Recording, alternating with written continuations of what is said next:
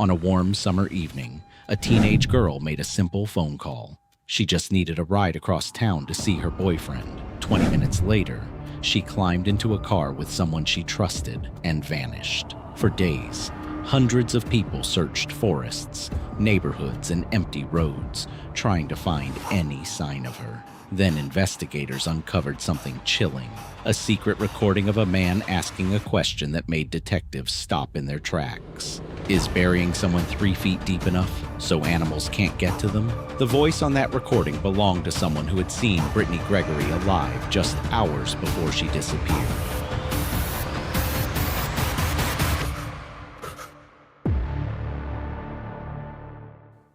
Brittany Gregory was the kind of person people remembered long after a conversation ended.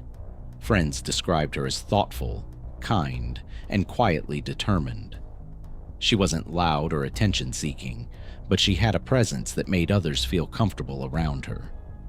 At school, she earned excellent grades and loved science, especially the idea of understanding how evidence reveals hidden truths. Her classmates often said she had a future that seemed bright and carefully planned. Yet the most striking thing about Brittany wasn't her intelligence or ambition. It was the warmth in her personality, the feeling that she genuinely cared about the people around her.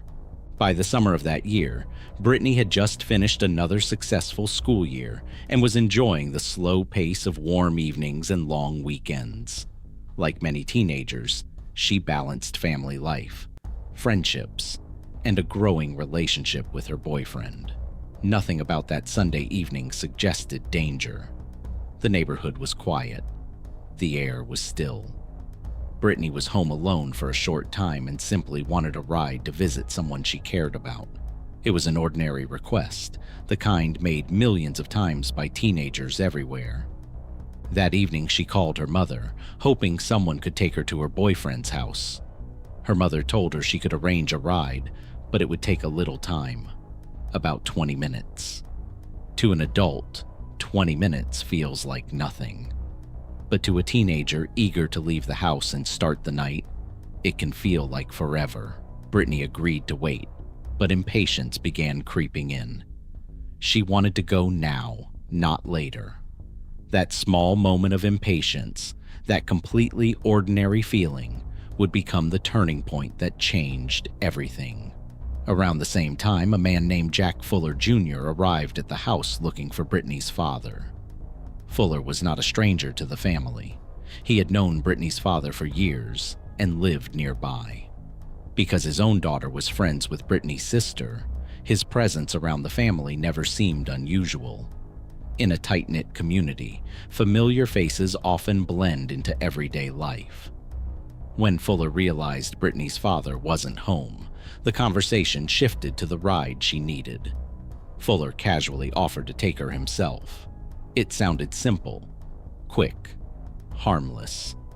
Brittany accepted the offer without hesitation. After all, this was someone connected to her family, someone she had seen before. There was no reason to suspect anything different. She stepped into the car expecting a short ride across town. The door closed. The engine started, and the vehicle pulled away from the quiet street. That moment, simple and routine, would be the last time Brittany Gregory was ever seen alive by the people who loved her. When Brittany didn't return home that night, concern quickly turned into alarm. Phone calls went unanswered. The hours passed with no sign of her. By morning, her family knew something was terribly wrong. Police were notified, and what began as a missing person report soon exploded into one of the largest searches the area had seen in years. Officers combed through wooded areas and quiet neighborhoods. Helicopters circled overhead.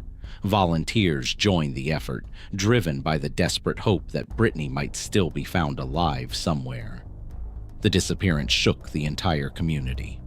Flyers with Brittany's photograph appeared on street corners, store windows, and telephone poles. Her smiling face looked out from every poster, reminding people that a teenage girl was missing and time was running out.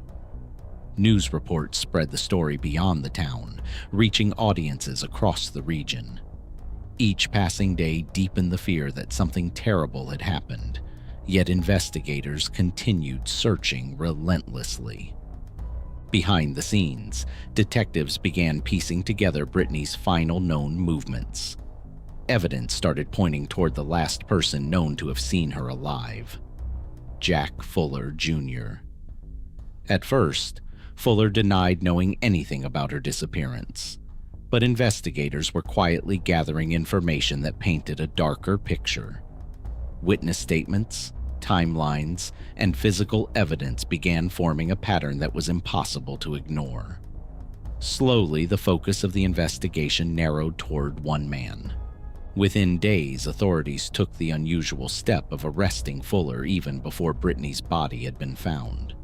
It was a move that signaled how confident investigators were in the evidence they had collected.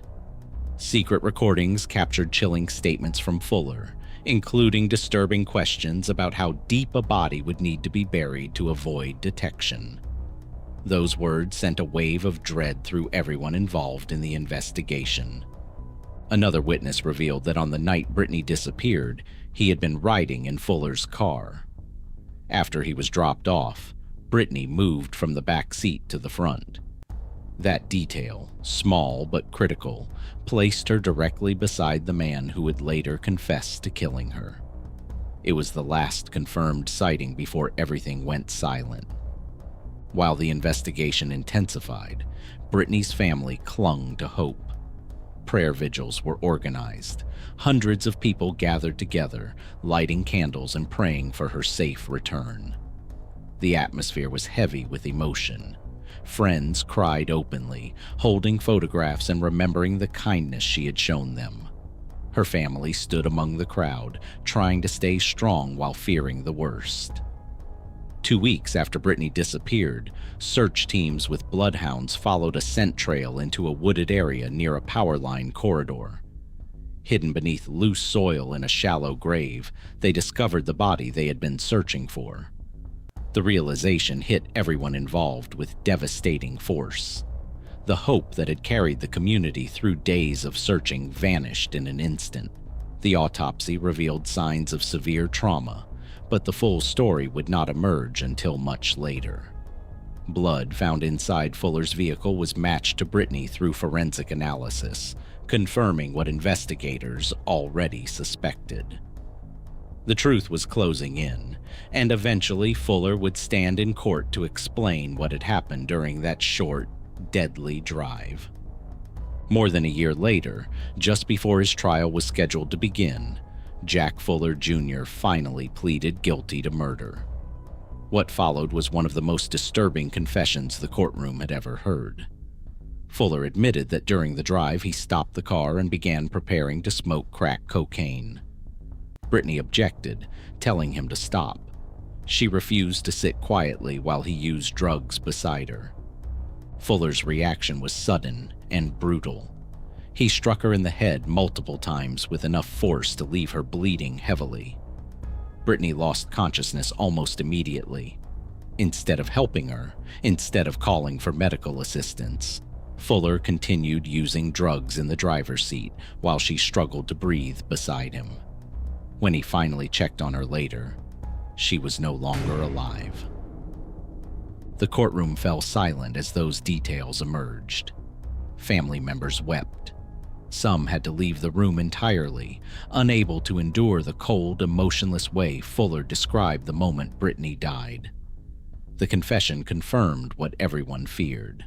Her death had been completely senseless, the result of violence triggered by nothing more than a teenager refusing to tolerate reckless behavior. Eventually, the judge delivered the sentence: decades in prison without the possibility of parole. It was the harshest punishment the court could impose under the agreement. Yet for Brittany's family, no sentence could ever replace what had been lost: a daughter, a sister, a bright young life that had been moving forward with hope and promise. The murder of Brittany Gregory remains a haunting reminder of how quickly trust can turn into tragedy. She wasn't taken by a stranger lurking in the shadows. She accepted help from someone who appeared familiar, someone connected to the edges of her family's world. That small decision, made in a moment of impatience, placed her beside a man capable of unimaginable cruelty. Brittany had dreams, plans, and a future that was only beginning to take shape. She wanted to study science and uncover truths hidden beneath the surface of the world. Instead, her own story became a devastating case that investigators would spend years unraveling. And even now, long after the courtroom closed and the sentence was handed down, one question still lingers in the minds of those who hear this story. How can an ordinary moment, a simple ride across town, transform into something so unimaginably dark?